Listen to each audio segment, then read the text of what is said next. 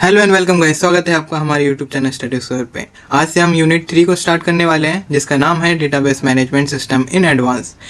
तो चलिए बिना टाइम वेस्ट करके हम अपना लेक्चर स्टार्ट करते हैं। फर्स्ट ऑफ ऑल हम चैप्टर 8 से स्टार्ट करेंगे जो कि है हमारा introduction to database management system. इस चैप्टर में हम डेटाबेस मैनेजमेंट सिस्टम क्या है, कितने टाइप्स के हैं, इसकी वर्किंग क्या है एंड सो ऑन, इससे रिलेटेड टर्म्स एंड प्रोसेसेस को देखेंगे।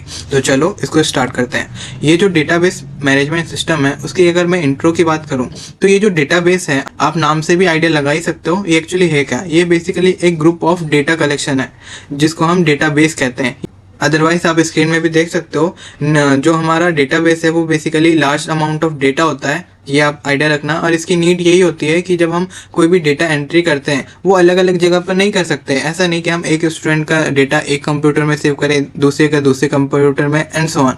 हम एक ही जगह सेव करते हैं जिससे क्या होता है डेटा की कंसिस्टेंसी रहती है और डेटा एक्यूरेट होता है और फास्ट रिट्रीवल वगैरह एंड उससे जो भी रिलेटेड हम हैंडलिंग करते हैं वो कर पाते हैं। इसीलिए हम एक डेटाबेस को क्रिएट करते हैं। अगर हम एक एक जगह अपना डेटा सेव करते रहें तो हमको ही दिक्कत होगी कि हम ही भूल जाएंगे कि किसका डेटा हमने कहाँ पर सेव किया। तो इसीलिए हम क्या करते हैं, एक डेटाबेस को क्रिएट करते हैं। अब ये जो डेटाबेस है ये बेसिकली हार्डवेयर भी हो सकता है, सॉफ्टवेयर भी हो सकता है, ये आप पे डिपेंड करता है। आजकल तो cloud computing database management system चलता है, ये आपने भी देखा ही होगा। जैसे कि आपका फ़ोन है उसके अंदर जो गूगल फोटोज़ करके आती है वहाँ पर 10 GB तक आपको फ्री ऑफ कॉस्ट डेटा की स्टोरेज दी जाती है। तो वो डेटा जो गूगल फोटोज़ सेव करती है वो कहाँ पर करती है, वो डेटाबेस के अंदर ही करती है जो कि एक क्लाउड कंप्यूटिंग सिस्टम है। अदरवाइज यहाँ पर आप देख सकते हो जो DBMS है उसका फुल फॉर्म होता है डेटाबेस मैनेजमेंट सिस्टम, ये बहुत बार पूछ लेता है। और एक आता है RDBMS, उसको भी हम देखेंगे वो होता क्या है। फॉर नाउ आप इसके नीड को देख सकते हो कि ये हम इजी टू अंडरस्टैंड या फिर डेटा एंट्री के लिए इजीनेस हो उसके लिए इस्तेमाल करते हैं कि इजी डेटा एंट्री हो, बेसिकली उसके लिए इस्तेमाल करेंगे। एफिशिएंट स्टोरेज इसका होता है, मतलब हम अपने डेटा को एफिशिएंटली स्टोर कर पाते हैं। ये नहीं कि यहाँ पे वहाँ पर कर ले या कुछ डेटा यहाँ पर सेव करे कुछ डेटा वहाँ सेव करे, बेसिकली वो इनएफिशिएंट स्टोरेज ही कहलाती है। तो जब भी हम डेटाबेस को क्रिएट करते हैं तो वो एफिशिएंट स्टोरेज प्रोवाइड करता है। And last point, fast and accurate retrieval, मतलब कितनी जल्दी और कितने सटीक वे में हम अपने डेटा को रिट्रीव कर पाते हैं, मतलब यूज कर पाते हैं। तो इन सब नीड्स के कारण हम डेटाबेस को क्रिएट करते हैं। मैं दोबारा बता दूं, डेटाबेस का मतलब होता है group of data in a particular location, then it creates a database. Clear है? तो चलो हम आगे बढ़ते हैं। एंड फिर हमारे पास दो टर्म्स आता है कि डेटा क्या होता है और इन्फॉर्मेशन क्या होता है। इसका सिंपल सा ही एक्सप्लेनेशन है कि जो डेटा होता है वो रॉ डेटा होता है, वही डेटा जब प्रोसेस्ड हो जाता है तो वो इन्फॉर्मेशन कहलाता है। जैसे कि कार, होम, मनी, ये सब रॉ डेटा है। लेकिन जब इसका हम प्रोसेस्ड वे में इस्तेमाल करेंगे, that I have 2 car, I want money, तो ये एक इन्फॉर्मेशन की तरह यूज होगा। तो ये अंतर रहता है raw data and processed data के अंदर। रॉ डेटा को हम डेटा ही कहते हैं नॉर्मली, जो अनप्रोसेस्ड रहता है, जैसे कि मैंने यहाँ पर भी मेंशन कर रखा है। और जब वो प्रोसेस्ड होता है तो उसका एक मीनिंग निकलता है, तो उसको हम कहते हैं इन्फॉर्मेशन। एन एग्जाम्पल के तौर पर जैसे मार्क्स, नेम्स, प्राइसेस, डेट्स, ये रॉ डेटा है। लेकिन वहीं पे जब हम मार्क्स का मिलाकर रिपोर्ट क्रिएट करते हैं तो वो एक इन्फॉर्मेशन क्रिएट होती है। वहीं पे अगर प्राइसेस को मिलाकर हम एक सैलरी स्लिप बनाते हैं तो वो एक इन्फॉर्मेशन बन जाती है एंड सो ऑन। फिर आता है database and database management system जो कि DBMS भी कहलाता है। फर्स्ट ऑफ ऑल हम डेटाबेस से स्टार्ट करते हैं। जैसे कि मैंने अभी बताया था कि जो डेटाबेस होता है वो basically collection of logical related data होता है, मतलब एक दूसरे के साथ रिलेटेड डेटा जब एक जगह हम कलेक्ट करते हैं तब वो डेटाबेस कहलाता है। फॉर एन एग्जाम्पल, आप जो भी एक क्लास में आप स्टूडेंट्स हो उन सबका डेटा टीचर के पास है, तो टीचर के पास आप सबका डेटाबेस है एक्चुअली। फिर यहीं पे आप देखोगे कि ये जो हम डेटाबेस क्रिएट करते हैं तो वो एक अच्छे मैनर में, ऑर्गेनाइज्ड मैनर में क्रिएट होता है। कि ऐसा नहीं कि हम कैसे भी अपना डेटा लिख के रख दें, जिससे क्या होगा अगर प्रिंसिपल आके टीचर से पूछे कि रोहित जो स्टूडेंट है उनका डेटा बताइए, तो मैम क्या करेंगे, बार बार हर एक पन्ना ढूंढते रहेंगे कि रोहित का डेटा का है, रोहित का डेटा है, जो कि अनऑर्गेनाइज्ड रहेगा। लेकिन वहीं पे अगर वो ऑर्गेनाइज्ड वे में सेव करते हैं, फॉर एन एग्जाम्पल मान लो डिक्शनरी वाइज से सेव कर लिया, तो वो इजीली फाइंड आउट कर लेंगे कि आपका रोहित का डेटा कहाँ पर है, तो वो ऑर्गेनाइज्ड डेटाबेस कहलाता है। क्लियर है? इसके रिगार्डिंग भी अभी हम पढ़ेंगे, तो टेंशन नॉट। एंड यहाँ पर आप देख सकते हो इससे रिलेटेड टास्क कि हम ऐड कर सकते हैं modify, delete, retrieve data and so on, हम कर सकते हैं। ये सब हम सॉफ्टवेयर में भी करते हैं as well as physical world में भी मैनुअली लिख रहे हैं तो उसमें भी करते हैं कि डेटा चेंज कर दिया, डेटा को डिलीट कर दिया, इरेज कर दिया, मॉडिफाई कर दिया, ये सब। फिर आता है डीबीएमएस। डीबीएमएस बेसिकली एक सॉफ्टवेयर होता है जो कि हमारे डेटाबेस को मैनेज करता है। अभी हमने देखा डेटा क्या होता है, डेटा से इंफॉर्मेशन बनता है और जब बहुत सारे डेटा एक जगह रहता है तो उसको हम डेटाबेस कहते हैं। अब ये डेटाबेस को मैनेज करने के लिए ह्यूमनली बहुत डिफिकल्टी क्रिएट होता है अगर वो लार्ज नंबर ऑफ डेटा हो, जैसे कोई कंपनी का data. For an example government के आधार का डेटा, ये तो आधार कार्ड तो कितने लोगों के हैं, तो जाहिर सी बात है डेटा बेस बहुत बड़ा होगा, तो उसको ह्यूमनली मैनेज करना तो इम्पॉसिबल है। इसीलिए हम इन सॉफ्टवेयर्स का इस्तेमाल करते हैं जैसे कि Libre Office Base, MS Access, MySQL, Oracle and so on, Apache Office. ये सब बेसिकली एक तरीके के सॉफ्टवेयर्स होते हैं जो कि डेटाबेस को हैंडल करने के लिए हम यूज़ करते हैं। क्लियर है? वही आप यहाँ पर स्टेटमेंट में भी देखोगे कि software use to manage database, create, separate, retrieve data and so on. And ये आपके कुछ एग्जांपल मैं थोड़ा रिकैप में बता दूं कि डेटाबेस कलेक्शन ऑफ डेटास है एंड उस डेटास को मैनेज करने के लिए हम सॉफ्टवेयर का इस्तेमाल करते हैं एंड वो सॉफ्टवेयर है हमारे डेटाबेस मैनेजमेंट सिस्टम या फिर DBMS। और यही आपके यहाँ पर आप लोगोस भी देख सकते हो, ये सब वही कंपनीज है जो कि आपको प्रोवाइड करते हैं। अब चलिए हम बढ़ते हैं आगे। ये आपके 11th एंड 12th में भी है, मैं पहले ही बता दूं 11th एंड 12th में एक स्पेसिफिक चैप्टर है इन डिटेल, जिसकी वीडियो आप हमारे यूट्यूब चैनल में भी देख सकते हो। मैं आपको दिखा देता हूँ। अगर आप मेरे YouTube चैनल पे आओगे तो आप देखोगे यहाँ पर मैंने प्लेलिस्ट क्रिएट कर रखा है। यहाँ पर आप जैसे प्लेलिस्ट ओपन करोगे तो यहाँ पर आप देखोगे कि डेटाबेस करके ही मैंने एक अलग ही प्लेलिस्ट क्रिएट किया है जिसके अंदर 3 वीडियोस हैं। यहाँ पर डेटाबेस से रिलेटेड जो भी इन्फॉर्मेशन 11th 12th में है, अगर आप एक्सप्लोर करना चाहते हो तो बेशक यहाँ से आप देख सकते हो। ये बहुत ही ईजिली आपको यहाँ पर अंडरस्टैंड हो जाएगी। यहाँ पर आप देखो, ये रहा हमारा इन्फॉर्मेटिव प्रैक्टिसेस जो आपके 11th में आएगा और यहीं पे मैंने डेटाबेस को इन डिटेल में समझाया भी है, जहाँ पर आप बहुत सारी चीज़ों को एक्सप्लोर कर सकते हो। क्लियर है? फिर आता है एडवांटेजेस की। अगर बात करें तो एडवांटेजेस में वही कि ऑर्गेनाइज्ड स्टोरेज रहता है कि ऑर्गेनाइज वे में हम इसको स्टोर कर सकते हैं। फास्ट रिट्रीवल, मतलब जल्दी से हम इसका एक्सेस कर सकते हैं अपने डेटा को इजी वे में हम शेयर कर सकते हैं। मिनिमल डेटा रिडंडेंसी, मतलब बहुत ही कम चांसेस रहते हैं आपके डेटा के खराब होने में या फिर लॉस होने में। अगर इधर उधर डेटा का शेयर कर रहे हो तो कभी बहुत कम चांसेस रहते हैं कि डेटा आपका खराब हो जाएगा या फिर कम शेयर होगा, ऐसा कुछ। फिर आता है डेटा कंसिस्टेंसी, मतलब आपका डेटा यहाँ एक लोकेशन में जो है दूसरी लोकेशन में भी वही रहेगा। ऐसा नहीं कि शेयर करते टाइम डेटा करप्ट हो गया या फिर डेटा कुछ पहुंचा कुछ नहीं पहुंचा, ऐसा नहीं रहता। वो कंसिस्टेंट रहता है, एक जगह जैसे डेटा है दूसरी जगह में भी वही डेटा रहेगा। एंड वैसे ही इंक्रीज एक्यूरेंसी रहती है, एफिशिएंसी सही रहती है, इंक्रीज हो जाती है कि अब अच्छे से आपका डेटा मैनेज कर पाते हो एंड सो ऑन।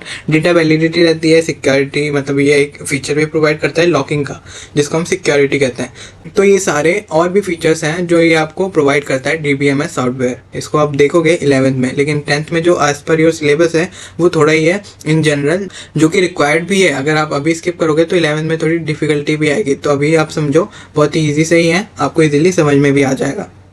फिर डेटा मॉडल, ये बहुत इंपॉर्टेंट है कि डेटा मॉडल होता क्या है। डेटा मॉडल बेसिकली वो तरीके हैं, वो वेज हैं जो कि हमारे DBMS को हेल्प करता है डेटा को मैनेज करने के लिए। अब जो सॉफ्टवेयर है वो भी कोई प्रोसेस तो करता होगा ना डेटा को मैनेज करने के लिए, वो प्रोसेस कैसी होंगी, तो वही है हमारा मॉडल्स। जैसे कि आप देख सकते हो ये स्ट्रक्चर्स होते हैं, मतलब वही मेरा मतलब वही था कि प्रोसेस होंगी, कैसे स्ट्रक्चर वे में प्रोसेस होगी, कि आपका डेटाबेस कैसे सेव होगा, कैसे वो रिट्रीव होगा जब कोई आप कमांड दोगे एंड सो ऑन। ऐसा तो नहीं ना कि आप बोलोगे और वो दे देगा, वो भी तो कुछ कैलकुलेशन करेगा ना, क्योंकि वो कंप्यूटर है।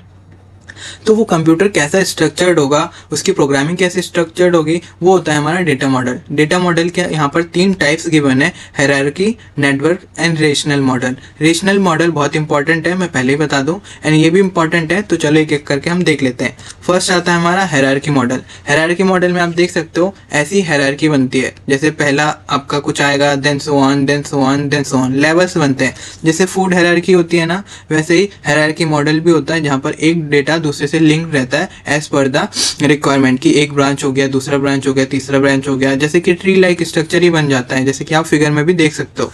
यहाँ पर वही चीजें लिखी हैं कि एक ट्री लाइक स्ट्रक्चर है जहाँ पर पेरेंट सेल चाइल्ड सेल में डिवाइड होता रहता है एंड अपने इन्फॉर्मेशन की रिकॉर्ड स्टोर रखता है। फॉर एन एग्जाम्पल मान लो ये टॉप का है, तो यहाँ पर आ गया कंपनी का नाम, फिर कंपनी में कितने ब्रांचेस है, मान लो एक IT हो गया और एक ICT हो गया, फिर IT में कितने स्टूडेंट्स यहाँ पर स्टडी करते हैं, तो ये यहाँ पर रिकॉर्ड सेव होगा। वहीं पे ICT में कौन से स्टूडेंट्स हैं वो यहाँ सेव होगा। ऐसे ये जो डेटा है वो डिवाइड होता रहता है, तो जिससे हेल्प मिलेगा ना। अगर मान लो मुझे IT का रिकॉर्ड चाहिए, तो जो हमारी एल्गोरिदम होगी तो वो इस वे में वर्क करना स्टार्ट करेगी। अगर और और वहीं पे अगर आईसीटी का रिकॉर्ड चाहिए तो वो इस वे में वर्क करना स्टार्ट करेगा। अब वहीं पे अगर हम ये ऑर्गेनाइज नहीं रखते तो वो जो एल्गोरिदम होता है फिर वो एक एक को जा के देखता, क्या ये आप आईसीटी से हो, क्या आप आईसीटी से हो, क्या आप आईसीटी से हो, ऐसे करके पूछता एंड देन आपको आपका डेटा प्रोवाइड करता है। जिससे क्या होता है, एक तो टाइम भी बहुत लगता है और आपका जो भी सोर्स है, रिसोर्स है, वो भी वेस्ट होता।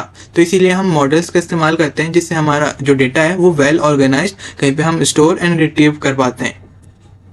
फिर सेकंड है हमारा नेटवर्क मॉडल। नेटवर्क मॉडल वही एक नेटवर्क सा बन जाता है, सब एक दूसरे से कनेक्टेड रहते हैं। जैसे कि आप यहाँ पर देख सकते हो, multiple record link to one master, मतलब बहुत सारे रिकॉर्ड, एक मास्टर जो भी मतलब एक हेड होता है, जो मॉडल के अंदर एक हेड मतलब एक हेड एलिमेंट होता है जो कि सबको कनेक्टेड रखता है। जैसे कि आप इस फिगर में देख रहे हो, जैसे ये मान लो हमारा हेड मॉडल है, इसके अंदर सब के रिलेटेड डेटास इसके अंदर कनेक्टेड है, जैसे कि आप फिगर में भी देख पा रहे हो। तो इसको हम नेटवर्क मॉडल कहते हैं। जैसे कि हमारा इंटरनेट भी है बेसिकली, अब गूगल का जो सर्वर है उससे सारे ही डिवाइसेस देखा जाए तो कनेक्टेड है, तो वो गूगल का सर्वर हम मान लेते हैं हमारा हेड है, मास्टर है, और बाकी डिवाइसेस उसके चाइल्ड डिवाइसेस हैं जो कि एक दूसरे के साथ इंफॉर्मेशन शेयर करते हैं। तो ये बन जाता है हमारा नेटवर्क मॉडल। आपका वाईफाई भी आप ऐसे मान सकते हो कि वाईफाई से सारे डिवाइसेस कनेक्टेड है, तो ये नेटवर्क मॉडल के अकॉर्डिंग वर्क करता है। फिर आता है रेशनल मॉडल। जैसे कि मैंने बोला ये मोस्ट इंपॉर्टेंट है। ये मोस्ट इंपॉर्टेंट इसलिए है क्योंकि ये ज़्यादा इस्तेमाल भी होता है और बहुत इजीली इसका क्रिएशन भी है। जो रेशनल मॉडल है उसको आप टेबल मॉडल भी कह सकते हो फॉर योर इजीनेस, क्योंकि ये बेसिकली टेबुलर डेटा को ही मैनेज करता है, मतलब टेबुलर रिप्रेजेंटेशन ही होता है इसका। जैसे कि आप फिगर में भी देखोगे, अदरवाइज यहाँ पर आप देख सकते हो data stored in tables and rows, tables connected through common fields and most widely used model. जैसे कि मैंने अभी बोला, ये एक टेबुलर डेटा रिप्रेजेंटेशन है जो कि टेबल के फॉर्म में क्रिएट होता है। इसमें रोज एंड कॉलम्स होते हैं, कॉलम्स ये वर्टिकल होते हैं और रोज ये हॉरिजॉन्टल्स होते हैं। ये आई गेस आपको पता ही होगा। जैसे कि आपका टाइम टेबल वो भी रेशनल मॉडल ही है, ऐसे आप समझ सकते हो। तो ये तीन अलग अलग मॉडल्स हैं जिसके अकॉर्डिंग आपका डेटा RDBMS या फिर DBMS में सेव होता है। सर आप जो ये RDBMS कह रहे हो वो है क्या? बेसिकली रेशनल DBMS को ही हम RDBMS कहते हैं। ये रेशनल डेटाबेस मैनेजमेंट सिस्टम हो जाता है, जहाँ पर रेशनल डेटा मिलेगा, जो DBMS उसको हैंडल करेगा उसको हम RDBMS कह देते हैं, मतलब रेशनल डेटाबेस मैनेजमेंट सिस्टम। दोनों का काम ही सेम रहता है। डेटाबेस मैनेजमेंट सिस्टम में बहुत सारे मॉडल्स आ जाते हैं, लेकिन वहीं पे RDBMS में बस रेशनल डेटा से ही रिलेटेड वर्क होता है। क्लियर है? तो चलो हम अब आगे बढ़ते हैं। यहीं पे अगर आप देखोगे रेशनल डेटाबेस टर्मिनोलॉजी को, यहाँ पर जो एलिमेंट होते हैं उनको हम एंटिटीज कहते हैं, जो कि हमारे रियल वर्ल्ड से मैच होते हैं। फॉर एन एग्जांपल, जैसे मान लो आपको कार का डेटा सेव करना है, कार का कलर, कार का नंबर, कार की कॉस्ट, कार के अंदर कितने सीट्स है, मोटर कैसा है, उसकी माइलेज कैसा है, वो क्या करोगे टेबल में अगर रिप्रेजेंट करोगे तो वो एक एंटिटी को ही तो रिप्रेजेंट कर रहे हैं। एंटिटी मतलब रियल वर्ल्ड ऑब्जेक्ट जिसका रेफरेंस हम स्टोर कर रहे हैं हमारे RDBMS में। अगर नहीं समझ में आया, इन शॉर्ट इन सिंपलर में बता दो, आप जो डेटा सेव करते हो वो किसी के ना किसी का तो डेटा होता है ना। फॉर एन एग्जांपल कार का डेटा हो गया तो कार हमारी एंटिटी हो गई। वहीं पे अगर आप स्टूडेंट का डेटा सेव करते तो स्टूडेंट हमारा एंटिटी हो जाता। क्लियर है? जो रियल वर्ल्ड ऑब्जेक्ट होते हैं यहाँ पर आप देखोगे उसी को हम एंटिटी कहते हैं। ये तो आपको थोड़ा दिमाग लगा के समझना पड़ेगा और याद भी रखना पड़ेगा। फिर आता है एट्रीब्यूट। एट्रीब्यूट को ही दूसरा नाम, एट्रीब्यूट का ही दूसरा नाम है कॉलम। कॉलम को ही हम एट्रीब्यूट कहते हैं, कॉलम को ही हम फील्ड कहते हैं, कॉलम को ही हम कॉलम भी कहते हैं। तो ये तीनों नाम ऑल्टरनेट में यूज भी होता है, तो आप ये भी याद रखोगे। ये एक एक छोटे छोटे टॉपिक्स हैं जिनसे एक एक नंबर के क्वेश्चंस रेज होते ही हैं, पिछले बार भी हुए, अब भी होंगे। एंड कॉलम्स आपको पता ही है कॉलम्स क्या होते हैं, मैं इसको स्किप करता हूँ। फिर आता है रोज। रोज को हम रिकॉर्ड्स कहते हैं, ये याद रखना। एंड रोज को पता ही है, जो हॉरिजॉन्टल लाइंस होती हैं हमारे टेबुलर रिप्रेजेंटेशन में, उसको हम रोज कहते हैं। फिर आता है table and data values. Table, जैसे कि आप ये स्क्रीन में देख पा रहे हो ये फिगर, ये टेबल है एंड टेबल के अंदर जो वैल्यूज मैंने लिखी है, जैसे यहाँ पर कैटेगरी नेम आ गया, डेट आ गया, यहाँ पर इसकी वैल्यूज आ गई, इसको हम डेटा वैल्यूज कहेंगे। क्लियर है? यहीं पे वो चीज़ें लिखे हैं जैसे कलेक्शन ऑफ रिलेटेड रिकॉर्ड्स, ये पूरा टेबल हो गया collection of related records. And इसके अंदर जो रोज एंड कॉलम्स है जिससे एक टेबल बनता है। एंड टेबल के अंदर जो एक्चुअल डेटा है, जैसे यहाँ पर नेम डाल दिया किसी का एंड उसकी डेट लिख दी एंड उसकी वैल्यू लिख दी, तो वो बन जाता है हमारा डेटा वैल्यूज। फिर आता है कीज। कीज मोस्ट इंपॉर्टेंट है, कीज से बहुत सारे क्वेश्चन रिलेट होते हैं। जैसे मान लो आपका कोई दोस्त है, उससे आपको किसी और से मिलाना है, तो आप कोई एलिमेंट या फिर कुछ टर्म तो इस्तेमाल करोगे ना जिससे एकदम से समझ आ जाए कि ये आपसे रिलेट करता है। जैसे फ्रेंड, तो फ्रेंड एक तरीके का की बन जाता है उस टाइम पे। वैसे ही डेटाबेस को रेफर करने के लिए, कि एक दूसरे के साथ कनेक्ट करने के लिए, ताकि पता चले ये डेटाबेस इसका है, ये डेटाबेस उसका है। क्योंकि एक डेटाबेस मैनेजमेंट सिस्टम मतलब सॉफ्टवेयर के अंदर एक से ज़्यादा डेटाबेस हो सकता है। एक से ज़्यादा डेटाबेस ऑब्वियसली होगा ही, ज़रूरी नहीं है एक ही डेटाबेस वो क्रिएट करे। हो सकता है ना वो कार का डेटाबेस अलग करे, एम्प्लॉय का डेटाबेस अलग करे, फिर उनको मर्ज करे। ऐसा ही होता है। इनफैक्ट अलग अलग डेटाबेसेस होते हैं। जैसे मान लो ये आ गया हमारा ये आ गया हमारा एम्प्लॉय का डेटा, और ये आ गया उसका वर्किंग का डेटाबेस, दोनों अलग अलग है। उसको फिर हम मर्ज करते हैं, यही काम होता है। तो मर्ज करने के लिए हमको कुछ रेफर करना पड़ेगा, जैसे एम्प्लॉय आईडी हो गया, तो वो बन जाती है हमारी कीज़। ऐसे ही हमारे पास कुछ टाइप्स ऑफ कीज़ हैं, जैसे प्राइमरी की। प्राइमरी की मोस्ट इंपॉर्टेंट की होता है, ये एकदम यूनिक होता है, मतलब दो होंगे ही नहीं। जैसे कि मान लो एक कार है, तो उसका जो नंबर प्लेट होता है वो यूनिक होता है। वैसे आप हो, आपका आधार कार्ड है, वो यूनिक है, तो ये हम प्राइमरी की में इस्तेमाल कर सकते हैं। एक चीज़ हमेशा याद रखना कि प्राइमरी कीज दो एक जैसे नहीं हो सकते, हमेशा सबका अलग अलग ही होएगा। जैसे आपका रोल नंबर है, उसको भी हम प्राइमरी की डिफाइन कर सकते हैं, और ये हम पे निर्भर करता है हम किसको प्राइमरी की डिफाइन कर रहे हैं। क्लियर है? जिसको भी हम प्राइमरी की डिफाइन करेंगे एज पर द रूल, कि रूल यही है कि ये यूनिक हो, कैन नॉट बी डुप्लीकेट, और ये कभी नल ना हो, कि कभी खाली ना हो, तो उसको हम प्राइमरी की बना सकते हैं, जो कि मोस्ट इंपॉर्टेंट होता है हमारे डेटाबेस में जब भी हम उसको रिफर करते हैं। एंड इसके अलावा आता है एक फॉरेन की। फॉरेन की प्राइमरी की भी हो सकता है, नॉर्मल की भी हो सकता है। फॉरेन की बेसिकली एक डेटाबेस में अगर हम किसी और डेटाबेस का डेटा इंक्लूड कर रहे हैं, तब उसका जो प्राइमरी की हम रिफर कर रहे हैं हमारे डेटाबेस में, वो बन जाता है फॉरेन की। फॉर एन एग्जांपल, मान लो ये जो डेटाबेस है, इसके अंदर हम इस वाले डेटा का कुछ वैल्यू ऐड कर रहे हैं। अब ऐड करते टाइम इसका प्राइमरी की हम रिफर करेंगे, तो वो प्राइमरी की यहाँ पर बन जाएगा फॉरेन की। ऐसे ही जब इस वाले टेबल का, फर्स्ट टेबल का डेटा अगर हम यहाँ पर रेफर करते हैं सेकंड में, तो इसका जो प्राइमरी की होता है वो बन जाता है यहाँ पर फॉरेन की। क्लियर है? वही चीज़ यहाँ पर भी लिखी है। फिर कुछ और टाइप्स ऑफ कीज़ हैं, ये सारे ही इंपॉर्टेंट हैं। जैसे कैंडिडेट की, all possible fields can be the primary की, कि जो भी आपकी कॉलम में वैल्यूज़ होते हैं उन सब को उसके अंदर जो भी प्राइमरी कीज़ होते हैं, हो सकता है ना बहुत सारे कॉलम में बहुत सारे यूनिक वैल्यूज़ के कॉलम्स हो, कि एक एम्प्लॉय का उसका नाम एक जैसा हो सकता है, चलो मान लिया, लेकिन उसका रोल नंबर अलग होगा, उसका स्टूडेंट आईडी में जो भी रेफरेंस नंबर होगा वो अलग होगा, उसका आधार नंबर अलग होगा, एंड सो ऑन। तो बहुत सारे प्राइमरी कीज़ हो सकते हैं। वैसे ही उन सब प्राइमरी कीज़ को हम इकट्ठा कैंडिडेट की कहते हैं। क्लियर है? फिर ऑल्टरनेट की, वही कि हम अगर कोई प्राइमरी की सिलेक्ट कर रहे हैं लेकिन उसके अलावा हम कोई दूसरा भी सिलेक्ट कर सकते थे, तो वो बन जाता है हमारा कैंडिडेट की, जिसको हमने अभी तक सिलेक्ट नहीं किया। फॉर एन एग्जांपल, मान लो यहाँ पर एक प्राइमरी की का स्लॉट है, जैसे आपका आधार नंबर हो गया यहाँ पर, और यहाँ पर मान लो आपका स्टूडेंट रोल नंबर हो गया। दोनों ही यूनिक है, इतना आपको पता है, दोनों ही यूनिक है, दोनों ही एक दूसरे के साथ मैच कभी नहीं करेंगे। अब इनको हम इकट्ठा कहते हैं कैंडिडेट की। वहीं पे इसको अगर हम चूज कर लेते हैं तो ये बन जाता है हमारा प्राइमरी की, और अनचूज्ड वाला बन जाता है हमारा अल्टरनेट की। क्लियर है? वहीं पे जब हम प्राइमरी की को जब क्रिएट करते हैं, जिसके अंदर कुछ प्राइमरी पार्ट भी होता है और कुछ हम दूसरा भी पार्ट इस्तेमाल करते हैं, इसमें हम यूनिक वैल्यू भी इस्तेमाल कर सकते हैं और नॉन यूनिक भी, तो वो बन जाता है हमारा कंपोजिट की। कंपोजिट का मतलब भी होता है एक से ज़्यादा। यहीं पे आप देखोगे प्राइमरी की मेड ऑफ मल्टीपल फील्ड्स का मतलब वही कॉलम्स, तब वो बन जाता है हमारा कंपोजिट की। जैसे मान लो यहाँ पर इसका नाम लिखा है, अब इसको भूल जाओ, ठीक है, इसको भी भूल जाओ। मान लो यहाँ पर स्टूडेंट्स का नाम लिखा है और यहाँ पर उसका रोल नंबर लिखा है। क्लियर है? एंड यहाँ पर उसका घर का एड्रेस लिखा है।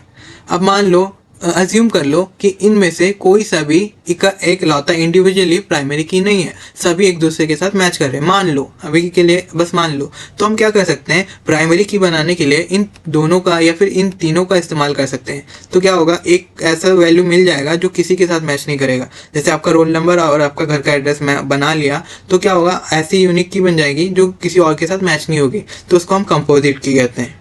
क्लियर है? अब चलो हम आगे बढ़ते हैं। फिर आता है रेशनल डेटाबेस। रेशनल डेटाबेस, जैसे कि मैंने बोला, रेशनल डेटाबेस मैनेजमेंट सिस्टम होता है, वैसे ही रेशनल डेटाबेस भी होता है, जहाँ पर जो डेटाबेस है वो टेबुलर फॉर्म में हम स्टोर करके रखते हैं। एंड वही चीज़ें यहाँ पर भी आएंगे इसके एडवांटेजेस में, इसकी वर्किंग में। आप देख सकते हो, ऐसे यहाँ पे कुछ खास लिखा नहीं है, आप पढ़ो, आपको समझ में आ जाएगा। एंड यहाँ पर आप देखोगे कि यहाँ पर जो रेशनल डेटाबेस होता है उसमें कुछ ऑब्जेक्ट्स होते हैं, जैसे टेबल आ गया, फॉर्म्स आ गई, क्वेरीज होगी और रिपोर्ट्स हो गई। ये बेसिकली अलग अलग टाइप्स हैं जैसे कि आपका रेशनल डेटाबेस हो सकता है। तो चलो इसको भी एक एक करके देख लेते हैं। First tables. Table basic unit होती है हमारे रिलेशनल डेटाबेस मैनेजमेंट सिस्टम का, जहाँ पर रोज एंड कॉलम्स होते हैं जो कि आप यहाँ पर देख सकते हो। वहीं पे जो फॉर्म्स होते हैं वो बेसिकली यूज़र फ्रेंडली होते हैं, जहाँ से यूज़र अपना डेटा इनपुट डालता है। जैसे कि मान लो आप वेबसाइट में गए और लॉगिन और पासवर्ड का आपका जो फॉर्म होता है वो ओपन हुआ, तो वो क्या होता है, वो फॉर्म में होता है, ठीक है। वो एक तरीके का रिलेशनल डेटाबेस मैनेजमेंट सिस्टम का ही पार्ट होता है, उसको हम फॉर्म कहते हैं, जो कि यूज़र फ्रेंडली इंटरफेस होता है जिसके अंदर हम डेटा को एंटर करते हैं। फिर वो डेटा कहाँ पर जाता है, हमारे डेटाबेस में, रिलेशनल डेटाबेस मैनेजमेंट सिस्टम के अंदर, जो कि यहाँ पर लिखा है। फिर आती है क्वेरीज। जब भी हम अपने कुछ क्वेरीज होते हैं वेबसाइट में इनपुट डालते हैं, वो इनपुट भी तो कहीं जाके स्टोर होता होगा ना। कि क्वेरीज जब भी हम लिखते हैं, कि जैसे मान लो हम शॉपिंग पे गए अमेजोन पे, वहाँ पे लिखा कार हमारी क्वेरीज थी बेसिकली। एंड क्वेरीज के ऊपर जो भी डेटा अवेलेबल है उस डेटाबेस मैनेजमेंट सिस्टम पे अमेजोन पे, वो आपको रिट्रीव करके दे देता है। तो ये भी एक तरीके का पार्ट है, ऑब्जेक्ट है RDBMS का। वैसे ही हमारी रिपोर्ट है, जहाँ पर आप देखोगे जो डेटा होता है वो फॉर्मेटेड प्रेजेंटेशन ऑफ डेटा होता है, कि आपको एक तरीके का मतलब वेल डिफाइंड फॉर्मेट में आपका डेटा शो हो रहा होता है। जैसे आपका मान लो कि आपने कोई चेकअप करा आपके हॉस्पिटल में, फिर वहाँ पे जो रिपोर्ट बन के आती है वो रिपोर्ट में आती है, नाम ही से आप समझ रहे हो। वो रिपोर्ट जो क्रिएट हुई वो भी on the basis of RDBMS में ही हुई, जहाँ पे रोज एंड कॉलम्स की वर्किंग हुई। तो ये भी एक वही उसी एक टाइप का ऑब्जेक्ट हो गया। वही चीज़ यहाँ पर भी लिखी है, आप इजीली समझ सकते हो। तो यही था हमारा चैप्टर नंबर 8 तक का कोर्स कंटेंट, जहाँ पर हमने डेटाबेस क्या होता है, डेटा क्या होता है, इन्फॉर्मेशन क्या होता है, RDBMS क्या होता है, RDBMS के मॉडल्स एंड उसके ऑब्जेक्ट्स को पढ़े। ये बहुत ईजी से थे, आई होप आपको समझ में आया होगा। तो चलो अब आगे बढ़ते हैं। एंड फिर आता है हमारा chapter number 9, starting with Libre Office base. Basically इस चैप्टर में हम थोड़े प्रैक्टिकल टर्म्स को देखेंगे, जैसे स्टार्ट कैसे करते हैं डेटाबेस को, उसमें डेटाबेस को क्रिएट कैसे करते हैं, डिलीट कैसे करते हैं, कोई डेटा एंटर कैसे करते हैं, इनसे रिलेटेड कुछ टर्म्स को प्रैक्टिकली देखेंगे। एंड फर्स्ट ऑफ ऑल मैं एक और चीज़ बता दूं, हम 8 और 9 को एक ही वीडियो में कंसिडर करेंगे एंड नेक्स्ट वीडियो भी सेम ही यूनिट की बनाएंगे, जो कि पूरा ही प्रैक्टिकल होगा। अगर हम एक ही वीडियो में करेंगे तो ये थोड़ा लेंथी हो जाएगा। तो चलो पहले इसके टर्म्स को देख लेते हैं। जैसे कि introduction to Libre Office Base में अगर कहते हैं तो ये हमारा डेटाबेस मैनेजमेंट सिस्टम है, ये हमको पहले से ही पता है, जो RDBMS भी कहलाता है कभी कभार जब वो रिलेशनल डेटाबेस को हैंडल करता है। एंड इसके अलावा हम जो ये लिबर ऑफिस इस्तेमाल कर रहे हैं, इसका जो एक्सटेंशन होता है वो .odb होगा। और बहुत सारे सॉफ्टवेयर्स के अलग अलग भी हो सकते हैं, जैसे अलग अलग फाइल्स के अलग अलग एक्सटेंशंस होते हैं। आई होप ये आपने 9th में पढ़ा ही होगा कि फाइल एक्सटेंशन क्या होता है। मैं यहाँ पे ज़्यादा डिटेल में नहीं पढ़ा रहा, इन शॉर्ट में बता देता हूँ। लास्ट में किसी फाइल के बाद जो डॉट करके हम कुछ भी लिखते हैं तो उसका एक्सटेंशन होता है, जैसे .txt, .pdf, .jpg, ये सारे एक्सटेंशंस होते हैं जो कि वो फाइल के फॉर्मेट को समझाता है। सिमिलरली ये जो हमारा डेटाबेस बनेगा लिबर ऑफिस में, इसका जो एक्सटेंशन होगा वो .odb से हम डिनोट करेंगे। ये थोड़ा यहाँ पर आप ध्यान रखना। एंड इसके अलावा हम देखेंगे कि इसमें जो डेटा टाइप्स का इस्तेमाल करते हैं तो वो एक्चुअली होते क्या हैं। बेसिकली डेटा टाइप से आप समझ ही रहे हैं कि डेटा के अलग अलग जो टाइप्स होते हैं, जैसे जॉब्स अलग अलग टाइप्स के होते हैं, वैसे ही हमारे डेटा भी अलग अलग टाइप्स के होते हैं। कुछ डेटा न्यूमेरिकल होता है, कुछ अल्फाबेटिकल होता है, कुछ अल्फा न्यूमेरिकल होता है, कुछ सिंबल्स में इस्तेमाल करते हैं, कुछ डेटा टाइप्स डेट के फॉर्मेट में आपको दिया जाता है। तो ये बेसिकली अलग अलग डेटाज होते हैं जो अलग अलग कैटेगरी में हम डिफाइन करते हैं। इसको अगर और डिटेल में देखें तो आप देखोगे ये कुछ डेटा टाइप्स आपके सामने गिवन है, जैसे कैर, वेर कैर, लॉन्ग वेर कैर, ये अलग अलग डेटा टाइप्स होते हैं। इसके अलावा आप यहाँ पर इन शॉर्ट देख सकते हो कि जो डेटा टाइप होता है वो स्पेसिफाई करता है कि आपका डेटा कैसा है। क्लियर है, जिससे कि हमको इजीनेस होती है जब उसको हम हैंडल करते हैं। अभी अगर आपको समझ में नहीं भी आ रहा होगा, जब हम प्रैक्टिकली देखेंगे या और डिटेल में पढ़ेंगे तो आपको अच्छे से समझ में आएगा। एंड इसके अलावा कंट्रोल्स में अगर देखोगे कि जो हम डेटा टाइप को इनपुट करा रहे हैं उसमें हम कुछ लिमिटेशंस ला सकते हैं। जैसे हमको अगर नंबर चाहिए तो नंबर में अगर नंबर के एरिया में ABC इनपुट करेगा तो वो इनवैलिड माना जाएगा। तो ऐसे हम कुछ कंट्रोल्स को स्पेसिफाई कर सकते हैं अपने डेटाबेस में। ये आपने भी नोटिस किया होगा कभी ना कभी, कहीं पे अगर फ़ोन नंबर मांगता है तो वहाँ पर ABCD वो इनवैलिड क्रेडेंशियल में अप्लाई करके या फिर पॉपअप शो करवा देता है कि ये इनवैलिड क्रेडेंशियल है। तो ये बेसिकली डेटा टाइप से अलग होता है, इसीलिए ये शो करता है। तो ऐसे कुछ या फिर कंट्रोल्स हम स्पेसिफाई कर सकते हैं अपने डेटाबेस में भी। ये अपने आप पे हम पे डिपेंड करता है हम किन डेटा को इनपुट करवाना चाहते हैं, किन को नहीं करवाना चाहते हैं। क्लियर है। तो जैसे कि हमने अभी भी देखा था कुछ डेटा टाइप्स, तो पहला हम टेक्स्ट डेटा टाइप पे फोकस करते हैं। टेक्स्ट से आप समझ सकते हो कि ABCD जैसे टर्म्स यूज होंगे इसमें, क्योंकि ये टेक्स्ट है। तो यहाँ पर आप देखोगे 3 अलग अलग टाइप्स है, टेक्स्ट के भी अलग अलग 3 टाइप्स है, सब टाइप्स कह लो। यहाँ पर हमारे पास कैर है, वेर कैर है एंड लॉन्ग वेर कैर है। यहाँ पर कैर का मतलब कैरेक्टर स्टाइल, क्लियर है। ये फिक्स लेंथ का होता है, ये प्री डिफाइन रहता है पहले से ही। जिन्होंने कोड किया था उन्होंने कैर का जो लेंथ था वो शॉर्ट ही रखा है। फिर अगर इससे ज़्यादा बड़ा हमको डेटा इनपुट करवाना है तो उसके लिए हम वेरिएबल कैरेक्टर मतलब वेर कैर का इस्तेमाल करते हैं। और अगर हमको उससे भी ज़्यादा स्पेस चाहिए होता है किसी चीज़ का इनपुट लेने के लिए, जैसे मान लो आपको कोई पैराग्राफ का इनपुट लेना है तो बेसिकली उसके लिए ज़्यादा स्पेस चाहिए होगा, है ना, तो उसके लिए हम लॉन्ग वेर कैर का इस्तेमाल करते हैं। इन शॉर्ट कैर हम तब इस्तेमाल करते हैं जब हमको डेटा शॉर्ट अमाउंट में इनपुट कराना होता है हम किसी यूजर से। जैसे मान लो IND लिख दिया तो ये शॉर्ट है, उसी शॉर्ट जगह को हम कैर से डिनोट करेंगे। हम वेर कैर भी कर सकते हैं, लेकिन वेर कैर करेंगे तो खामखा हमारा जो कंप्यूटर सिस्टम या फिर डेटाबेस मैनेजमेंट सिस्टम है वो ज़्यादा स्पेस उसको प्रोवाइड करेगा, जिससे क्या होगा हमारी स्पेस जल्दी भर जाएगी, स्लो वर्क होगा। तो हमको जहाँ पे कम जगह देने की रिक्वायरमेंट है वहाँ पर हम ज़्यादा जगह क्यों दें, इसीलिए हम इन चीज़ों का इस्तेमाल करते हैं। अगर कम जगह चाहिए तो कैर लो, अगर उससे ज़्यादा अगर आपको स्पेस चाहिए तो वेर कैर लो, अगर उससे भी ज़्यादा स्पेस चाहिए तो लॉन्ग वेर कर लो। या हम ऐसे डिफाइन कर सकते हैं हमारे जो यूज़र है डेटाबेस को फ्रेंडली बनाने के लिए। फिर आता है हमारा न्यूमेरिकल डेटा टाइप। इसमें आप देखोगे सिमिलरली यहाँ पर tiny integer, small integer, integer, big integer, decimal और फ्लोट या फिर डबल करके डेटा टाइप्स होते हैं इसमें। बेसिकली ये भी वैसे ही है। टाइनी इंटीजर में हम शॉर्ट स्पेस को प्रोवाइड करवाते हैं, स्मॉल में थोड़ा उससे ज़्यादा रहता है और इंटीजर में उससे थोड़ा ज़्यादा रहता है, बिग में उससे थोड़ा ज़्यादा रहता है, डेसिमल में हम पॉइंट वाले जो भी वैल्यूज़ होते हैं उनको इनपुट करवा पाते हैं एंड वैसे ही फ्लोट में भी सेम ही चीज़ आ जाता है। डबल में थोड़ा ज़्यादा स्पेस मिल जाता है। तो ये अगर आप अपना बुक भी एक बार गो थ्रू करोगे तो इजीली समझ जाओगे, वरना मैंने आपको बता ही दिया इनका मीनिंग क्या होता है। इसके अलावा अगर आप यहाँ पर भी देखोगे same he cheese. For an example जो टाइनी इंटीजर है यहाँ पर 15 दिया, क्योंकि यहाँ पर हमको बहुत ही कम जगह की रिक्वायरमेंट है। जैसे एज का कोई स्लॉट है किसी डेटाबेस या फिर फॉर्म में, तो वहाँ पर अगर हम बड़ा स्पेस उसको प्रोवाइड करें तो उसका क्या ही लॉजिक बनता है। वो वैसे भी एज अगर इनपुट करवाएगा तो 2 ही तो डिजिट इनपुट करेगा ना, ज़्यादा 3 हो गया, लेकिन उससे तो ज़्यादा रिक्वायरमेंट है ही नहीं अगर एज की बात करें। तो हम ज़्यादा स्पेस क्यों ही दें, तो यही इस वजह से ही हम अलग अलग डेटा टाइप का इस्तेमाल करते हैं। फिर स्मॉल इंटीजर यहाँ पर आप देख सकते हो उससे थोड़ा बड़ा हो गया, इंटीजर उससे थोड़ा और बड़ा हो गया एंड सो ऑन। तो ऐसे ही हम अलग अलग डेटा टाइप्स का इस्तेमाल करते हैं हमारे डेटाबेस में। ये बेसिकली बैकएंड में जो काम कर रहे हैं उनसे रिलेटेड रहता है, उन्हीं को इन चीज़ों का ध्यान में रखना पड़ता है। क्लियर है? तो चलो हम अब आगे बढ़ते हैं। फिर आता है हमारे कुछ अलग डेटा टाइप्स, जिसमें आप देखोगे करेंसी, जहाँ पर आप करेंसी का डेटा टाइप इनपुट करवा सकते हो। फिर आता है एक डेट डेटा टाइप, जैसे आप वहाँ पर डेट, टाइम, टाइम स्टैम्प, ये अलग अलग टाइप के डेटास को इनपुट करवा सकते हो। फिर बूलियन मतलब ट्रू फॉल्स या यस और नो, 0 एंड 1, ये हमारे बूलियन डेटा टाइप हो जाते हैं। एंड बाइनरी भी वही सेम 0 एंड 1, जिसमें इमेज एंड ऑडियो फाइल्स लिखा है, क्योंकि जो ऑडियो फाइल्स होता है वो अल्टीमेटली 0 एंड 1 में ही कन्वर्ट हो जाता है। क्लियर है? तो ये अलग अलग डेटा टाइप्स हैं। ये एक एक दो दो नंबर में पूछ लेते हैं, तो ये थोड़ा आप ध्यान रखना। उतना भी इंपॉर्टेंट नहीं है कि आप इन्हीं में टाइम यूटिलाइज करो, ये बस आपको ध्यान में रखने की ज़रूरत है, ये बहुत ही बेसिक्स हैं। फिर हमारा फर्स्ट ऑफ ऑल आ जाता है प्रैक्टिकल पार्ट, जहाँ पर हम एक डेटाबेस को क्रिएट करेंगे। तो उसके लिए हमको क्या करना पड़ेगा, पहले हमको एक सॉफ्टवेयर को डाउनलोड करना पड़ेगा, जो कि हमने देख ही लिया है हमारे प्रीवियस वीडियो में कि लिबर ऑफिस को हम डाउनलोड कैसे करते हैं। वहीं पे मैं यहाँ पर दिखा देता हूँ, ये हमारा लिबर ऑफिस है। तो जैसे मैंने इसको क्लिक किया तो ये लोड हो रहा है एंड ये ओपन हो गया। तो मैं पहले ये वाला हटा देता हूँ, इसका कोई काम नहीं है। अब ये हमारा लिबर ऑफिस ओपन हो गया, हमने पहले भी देखा है।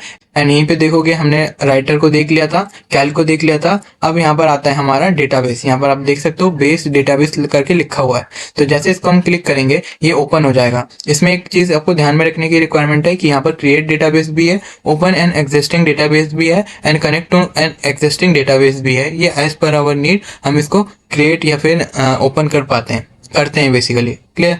तो ये एज पर अवर नीड अब देख लेना। हम यहाँ पर क्रिएट डेटाबेस करेंगे, तो यहाँ पर create database by default he select हो रखा है, तो हम इसको करेंगे नेक्स्ट। एंड देन यहाँ पर करेंगे हम डू नॉट रजिस्टर करेंगे तो ये पब्लिक हो जाएगा, तो इसलिए हम डू नॉट रजिस्टर करेंगे एंड करेंगे फिनिश करते ही यहाँ पर पॉपअप खुल के आएगा। यहाँ पर आप अपने डेटाबेस का नाम देना, मैं सेम ही चीज़ रख देता हूँ। और यहाँ पर अगर आप नोटिस करोगे यहाँ पर .odb लिख के आया है बाय डिफॉल्ट, तो ये इसका एक्सटेंशन है, तो आप यहाँ पर भी देख सकते हो। और जैसे हमने सेव किया ये ओपन हो जाएगा, लेकिन यहाँ पर एक पॉपअप पॉपअप खुल के आता है। ये हर किसी के में नहीं आता, ये उन्हीं के में आता है जिनके कंप्यूटर या फिर पीसी में जावा डाउनलोडेड नहीं है। तो इसको देख के घबराने की रिक्वायरमेंट नहीं है, अभी के लिए आप इसको ओके कर दो। ये भी सेम ही चीज़ के लिए ही यहाँ पर पॉपअप खुल के आ रहा है, तो अभी के लिए इसको ओके कर दो। अभी ये वर्क नहीं करेगा फुल्ली, तो इसके लिए आप क्या करोगे, फर्स्ट ऑफ ऑल यहाँ से टूल्स पे जाओ, ऑप्शंस पे जाओ, और यहाँ पर जब आओगे एडवांस में तो आप देखोगे यहाँ पर कुछ एक्सटेंशन या फिर जो हमारा पैरामीटर है, मतलब जावा बेसिकली डाउनलोड नहीं हो रखा। तो इसके लिए आप क्या कर सकते हो, सिंपली अपने क्रोम ब्राउजर में जाओ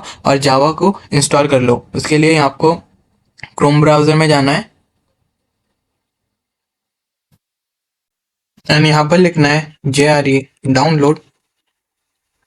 तो फर्स्ट लिंक यही ओपन कर लो आप। तो ये जैसे इसको हम ओपन करेंगे एंड यहाँ पर आप देखोगे डाउनलोड जावा फॉर डेस्कटॉप, तो आप यहाँ से डाउनलोड करके इंस्टॉल कर सकते हो। मैं पहले इसको इंस्टॉल कर लेता हूँ, फिर मैं आपको दिखाता हूँ।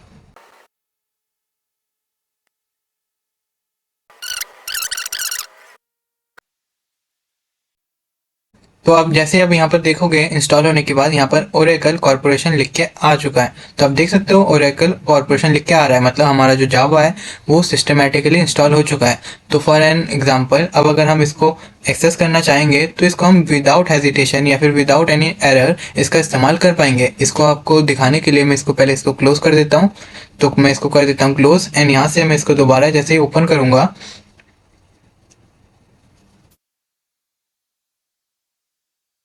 तो आप देखोगे ये क्रिएट हो चुका है। मैं फर्स्ट ऑफ ऑल इसको डिलीट कर देता हूँ। फिर जैसे हम बेस पे आएंगे डेटाबेस में एंड इसको करेंगे फिनिश एंड इसका नाम देके कर देंगे सेव। जो पहले से था उसको हम रिप्लेस कर देते हैं एंड देखोगे अब यहाँ पर कोई भी एरर नहीं आएगा। देख सकते हो अब यहाँ पर कोई एरर नहीं आ रहा। तो अगर आपके सिस्टम पे एरर आता है तो आप घबराओ मत, ऐसे आप सॉल्व कर सकते हो। क्लियर है? अब यहाँ पर ये जो फॉर्मेट आप देख रहे हो इसको ओपन करते ही, तो ये बेसिकली इसका यूजर इंटरफेस है।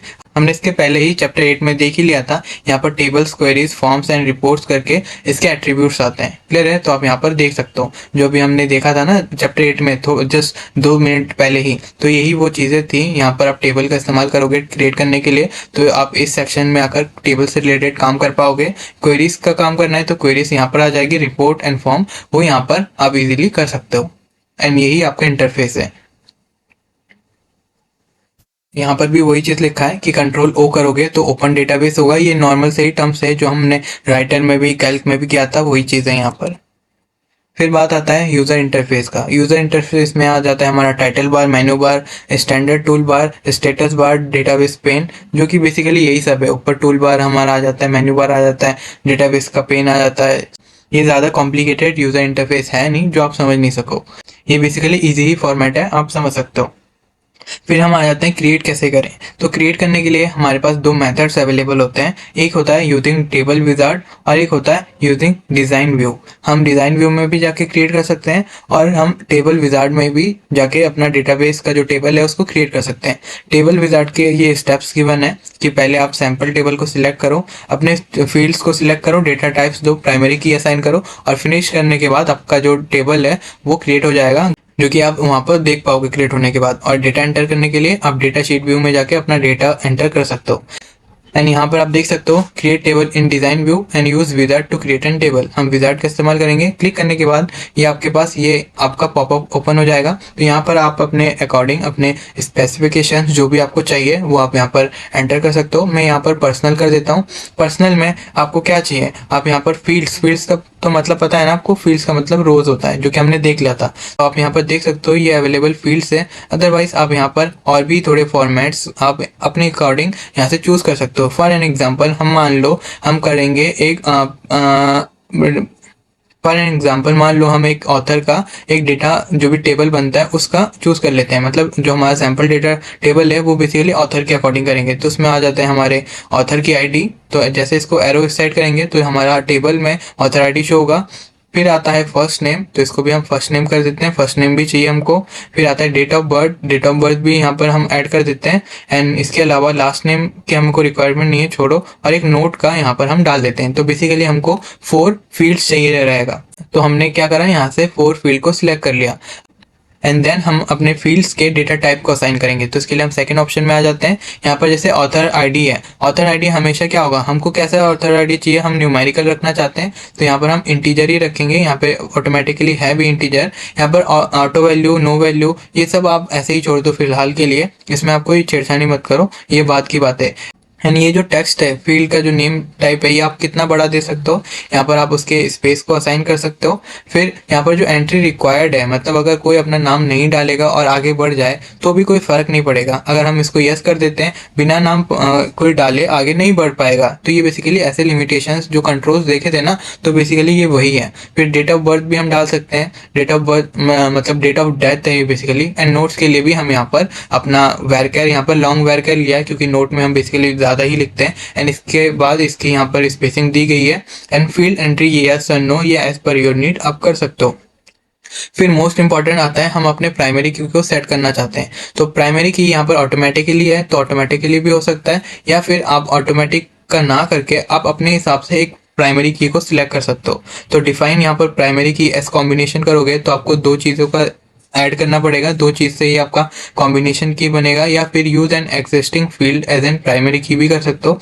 तो उसके लिए हम क्या करेंगे, यहाँ पर ऑथर आईडी डाल देंगे तो ऑथर आईडी हमारा प्राइमरी की बन जाएगा। एंड उसके बाद क्रिएट टेबल के अंदर आओगे तो क्रिएट टेबल के अंदर अगर आप उसका नाम कुछ डालना चाहते हो, यहाँ पर आप डाल सकते हो। जैसे माई बुक कर देता हूँ तो यहाँ पर बन जाएगा। एंड उसके बाद यहाँ पर आप देख सकते हो इंसर्ट डेटा इमीडिएटली, मतलब आपको डेटा अभी इनपुट करना पड़ेगा। Modify the table design modify कर सकते हो। एंड सो ऑन, यहाँ पर मैं कर देता हूँ इंसर्ट डेटा इमीडिएटली में जाकर फिनिश। तो अब देखोगे जैसे मैंने इसको फिनिश किया तो अब ये मांग रहा है कि जो आपने टेबल बनाया, आप यहाँ पर देख सकते हो author ID, first name, date of death, note, ये सब आ रहा है। अब इसके अंदर इसको डेटा इनपुट कराने की रिक्वायरमेंट है। आप एक भी दे दो, दो भी दे दो, अभी आपके लिए मैंडेटरी है, आपको देना ही पड़ेगा। तो इसके ऑथर आईडी में 1 2 3 लिख देता हूँ। फर्स्ट नेम में मैं डाल देता हूँ हृदय। एंड यहाँ पर आपको डेट फॉर्मेट में आपका डेट ऑफ डेथ डालना पड़ेगा। तो डेट हम कैसे लिखते हैं, 12/00/00 तो नहीं, बेसिकली 01 या 2000 ऐसे डाल सकते हैं। तो ये डेट ऑफ डेथ हो जाएगा। तो आप देख सकते हो ये ऐसे कन्वर्ट हो गया। तो ये data format date and time का है, तो इस वजह से इसको ऐसे लिखने की रिक्वायरमेंट है। अगर आप यहाँ पर सिर्फ 78 भी डालते हैं तो ये ऑटोमेटिकली इसको ट्रांसफर कर देता। देखो ऐसे इसको क्या करते हैं, ट्रांसफॉर्म कर दिया। क्लियर है। और नोट में आप कुछ भी डाल सकते हो, यहाँ पे डेट से डाल देता हूँ, आप एक ही डाल सकते हो, एज पर योर नीड आप कर सकते हो ऐसे, ये आपकी रिक्वायरमेंट है। एंड इसके बाद आपको अगर सेव करना है तो यहाँ से जाके सेव करो एंड यहाँ पर करंट रिकॉर्ड सेव कर दो। क्लियर है। एंड सेव करके यहाँ से कट लगा दो। तो आप देखोगे हमारा जो ये वाला टेबल है ये क्रिएट होके आ चुका है, जो कि हमने अभी अभी जो बनाया था ये वही है। तो ये था हमारा क्रिएशन। एंड सिमिलरली जब हम डिज़ाइन व्यू में जाएंगे तो उसमें भी हम कस्टम फील्ड्स करके हम क्रिएट कर सकते हैं और अपने डेटा टाइप मैनुअली बना सकते हैं। फॉर एन एग्जांपल हम डेटाबेस में गए, यहाँ पर कर दिया हमने design view. And design view में हम अपना नेम फील्ड, फील्ड टाइप वगैरह वगैरह डाल के मैनुअली फिर हमको करना पड़ेगा। तो ये मैं प्रेफर करूँगा आप पहला वाला ही जो फॉर्मेट का स्टाइल है, मतलब डेटा टेबल क्रिएट करने का स्टाइल है, उसी को प्रेफर करो। ये थोड़ा डिस्क्रिप्टिव हो जाता है इन द सेंस। देन आता है सेव टेबल। सेव टेबल भी हमने देख ही लिया है कि बारी में कि फाइल सेव करेंगे तो वहाँ पर ऑप्शंस है कि व्यू फाइल में जाकर हम अपने फाइल को सेव कर सकते हैं, या फिर कंट्रोल एस भी करेंगे तो हमारा फाइल जो है वो सेव हो जाएगा। सिमिलरली अगर हमको कोई डेटा एंटर करना है तो हम रो में जो भी सेल है उसमें क्लिक करेंगे एंड अपना डेटा टाइप करेंगे तो वहाँ पर डेटा जो है वो एंटर हो जाएगा। उसके लिए हमको क्या करना पड़ेगा, हम यहाँ पर इंसर्ट में आएंगे, इंसर्ट में रिकॉर्ड जैसे ही करेंगे यहाँ पर एक ऑप्शन एक्टिव हो जाएगा और यहाँ पर हम अपने डेटा को लिख के सेव कर सकते हैं। यहाँ पर देखो, यहाँ पर था हमने पहले यहाँ पर न्यूमेरिक डेटा टाइप को असाइन किया था, लेकिन मैंने जैसे अल्फ़ाबेट में लिखा तो ये हमारा जो भी पॉपअप है, जो एरर है वो शो हो रहा है। ये इसलिए शो हो रहा है क्योंकि डेटा टाइप मैच नहीं कर रहा। वहीं पर अगर मैं 3 4 5 लिख देता हूँ और अपना डेटा को सेव करने जाता हूँ तो आप देखोगे अब कुछ शो ये नहीं करेगा, कर रहा है। ये इस बार दिखा रहा है कि insert data into author MU. And यहाँ पर दोबारा एरर इसलिए दिखा रहा है क्योंकि ये जो फर्स्ट नेम है ये हमने नल नहीं रखना, क्योंकि हमने पहले ही इसको कर दिया था यस, मतलब कोई डेटा यहाँ पर चाहिए। तो जैसे ही सेव करेंगे एक रिकॉर्ड यहाँ पर सेव हो गया सक्सेसफुली। अदरवाइज यहाँ पर प्लस आइकन तो आप देख ही रहे हो, तो प्लस करो, यहाँ पर ऐड होता रहेगा, आप यहाँ पर फिर अपने डेटा को इनपुट करते रहोगे। तो ये था हमारा डेटा को कैसे इनपुट डिलीट सेव करना है, ये आप यहाँ से कर सकते हो ईजिली। वही चीज़ यहाँ पर भी लिखी है। एंड डिलीट करना है तो डिलीट के लिए आप एडिट में जाओगे एंड डिलीट रिकॉर्ड कर दोगे। तो उसके लिए हम क्या करेंगे, हमारे फील्ड को करेंगे हम सिलेक्ट एंड यहाँ पर कर देंगे डिलीट रो। तो ये हमारा जो रिकॉर्ड है डिलीट हो जाएगा। देख रहे हो डिलीट हो रहा है। जो भी हमने अपना टेबल बनाया था वो हम यहाँ पर करेंगे राइट क्लिक एंड डिलीट रो। ये हमारे रिकॉर्ड्स डिलीट हो रहे हैं। तो ये तो माइनर सी चीज़ें थी जो हमने इस वीडियो में देखी। वही चीज़ आपके यहाँ पर भी लिखी हुई है कि डिलीट कैसे करना है एंड सेव एंड एडिट कैसे करना है। एंड इसके अलावा एक और चीज़ आती है सॉर्टिंग। सॉर्टिंग बेसिकली अरेंजिंग होते हैं। हम अपने डेटा को कैसे अरेंज करना चाहते हैं उसको सॉर्टिंग कहते हैं। वो एज पर आवर नीड हम कर सकते हैं। असेंडिंग ऑर्डर, डिसेंडिंग ऑर्डर, जिस भी ऑर्डर में चाहिए आप अपने डेटा को सॉर्ट कर सकते हो। एंड उसके लिए हमको क्या करना पड़ता है, बेसिकली हम अपने डेटा टेबल में आएंगे पहले। तो ये था हमारा एमयू का डेटा टेबल। यहाँ पर आप देखोगे इंसर्ट में तो यहाँ पर आप देखोगे टेबल में यहाँ पर सॉर्टिंग के ऑप्शंस अवेलेबल है ऑलरेडी। तो बेसिकली हमको बस इसको सिलेक्ट ही करना होता है और ये ऑटोमेटिकली अपना डेटा जो है सॉर्ट हो जाता है। एंड फाइल क्लोज कैसे करते हैं ये तो मुझे आपको बताने की ज़रूरत ही नहीं है। बस यहाँ पर आके क्रॉस जो भी बार है उसको क्लोज करो, ये क्लोज हो जाएगा। तो गाइस यही था हमारा डेटाबेस का चैप्टर 8 एंड चैप्टर 9, जहाँ पर इंट्रोडक्शन दी गई है बेसिकली, और इसके जो भी फीचर्स है उससे आपको फेमिलियर करवाया गया है। क्या टर्म्स हम इस्तेमाल करते हैं हमारे डेटाबेस में, क्या क्या इसमें फीचर्स अवेलेबल है, क्या इसका यूज़र इंटरफेस है, कैसे डेटाबेस को क्रिएट किया जाता है, इनसे रिलेटेड आपको जो भी बेसिक चीज़ों की समझ होनी चाहिए उन्हीं से रिगार्डिंग ये चैप्टर है 8 एंड 9 जो कि मैंने इस वीडियो में आपको दिखा दिया। तो आज के लिए इतना ही, मिलते हैं हम नेक्स्ट वीडियो में।